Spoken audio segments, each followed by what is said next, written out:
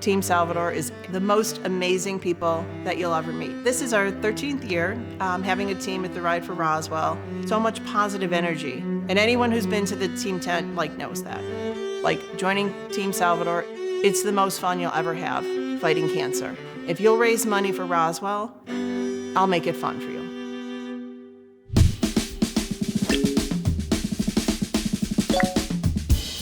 I wanted to have a day other than the ride where all the teammates and their families, we could all get together. You're gonna see the happiest people you're ever gonna meet. No, because she'll be greeting people, she'll be giving the t-shirts and the stuff, and it's not necessarily about the people coming to see her. It's just about getting people together. You know what, having a party before really, really helps form that whole team vibe. If I need help, every single person there is more than willing to just what do you need? How can we help? What do you need? Everybody's worried that I'm gonna fall over and break at any moment. So you have this core group that helps you run this, right? Can you tell me a little bit about them? I've got these wonderful friends who almost harass me into letting them help.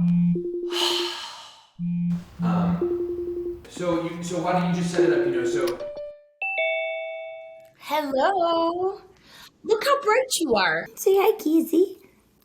Yes, she's a good girl. Can you hear me? Okay, sort of? Hello. Hi, my friend. Chris, are you there? Everybody's frozen. Wait, can I ask a question? Are we recording yet? Yeah. I'll start, I guess. I would describe Maryann as a very strong, kind person. Absolutely. Yep. She doesn't like to talk about her. She's an incredible friend, and she also is an advocate for all cancer patients. And so even though she was going through her journey, she was more interested in hearing about how she can help you than what she was going through. So I was diagnosed in 2009. My diagnosis is multiple myeloma with bone involvement. When she was telling people, she wanted to make sure that the person she was telling didn't feel bad that she had cancer. It's just the person she is. As we learned of it, we also saw another side of her that was very pragmatic and very practical about the fact that I'm going to beat this or I'm going to survive. It was a brief conversation, gave me the details, and that was back, 14 years ago? She became very aggressive in terms of saying, what can I do to fight it? What can I do? Where do I go? What are the best resources available to me?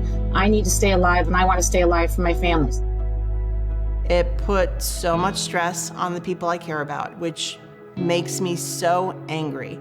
And those are things I can't control. So I think it made me more militant in I am going to make the most out of this diagnosis, in that I'm not going to let it take one more thing away from me that I have any control over. We're about a year and a half into this, going on 2 years of, being a cancer patient. All over the hospital at that point in time, it was like spring. There were posters up for the Ride for Roswell. We signed up, and then I sent out a message that just said, hey, we formed a team. Hey, here's what we're doing as a family. This is the information, and I think the ride includes a link to your page. Before we left that day, so it was just within, hours of us deciding to do it, starting a team, people started joining the team. I think the first year we had, I can remember, 50 or 60 people. It kept growing every year. I think she said this year we're at 85 already. It's grown so much, and people we don't even know, or Maryann doesn't know, they hear from somebody else that's, a friend of a friend, again, coming in and saying, I want to be on this team. She organizes the team tent. She organizes our t-shirts every year so that we all look the same out there and we can find each other easily when we're riding. She is the person that does so much for the ride behind the scenes, and nobody knows it, right? So beyond her journey, right? We paint the names on the finish line, so all the survivor names. So when they're riding their bikes after their long, emotional morning, as they come back to UB, they ride across and they can find their names. And so it's kind of like this bright, happy, positive finish. And I hope it's also inspiring for people who are not cancer patients to know that as they're riding, here's a reminder of these are the people that are like winning in their battle against cancer. The ride has always been the celebration of, yes, my mom's life, but it's also the celebration of everyone's lives who have been affected by cancer. She chooses to give back to Roswell for how they've helped her. I have families on the team that have lost fathers, mothers, brothers to cancer, husbands. I'm just happy to give people a jumping off point to use their energy, that have never met each other before but come together that day, and there's just hugs and there's tears, obviously. It's going to be a lifelong battle, but we're going to make it the best we can.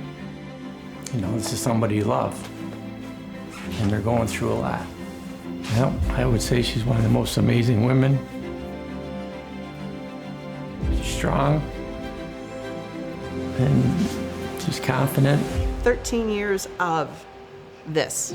It's what used to be called a terminal cancer, and they now call it incurable. I'm so blessed. I've been here for so many events for my friends and family because of Roswell. From the beginning, we're committed to making my quality of life and the length of time I had here the most. So to be able to have a ride team, I'm like thrilled.